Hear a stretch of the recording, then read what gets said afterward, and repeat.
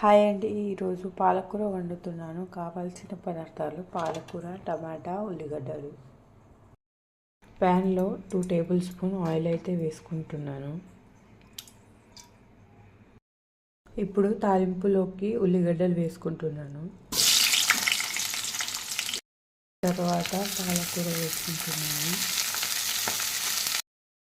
అందులోనే ఈ కళ్యామాకు కూర కూడా కలిపి వండుతున్నాను. అందుకే 2 కలిపి పాలకూర ఇది వేస్తున్నాను.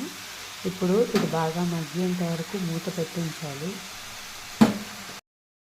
ఇప్పుడు ఇందులోకి చిటికెడంత పసుపు యాడ్ చేసుకుంటున్నాను. తర్వాత ఇందులోకి టమాటాలను అయితే యాడ్ చేసుకుంటున్నాను. తర్వాత 1 టేబుల్ స్పూన్ సాల్ట్ అయితే వేసుకుంటున్నాను.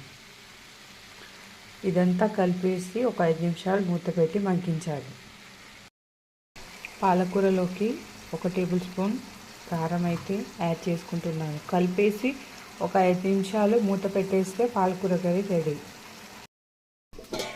పాలకూర కర్రీ అయితే రెడీ అయిపోయిందండి. Simple process. కొత్తగా చూస్తే do like, share and subscribe. Thank you so much for watching.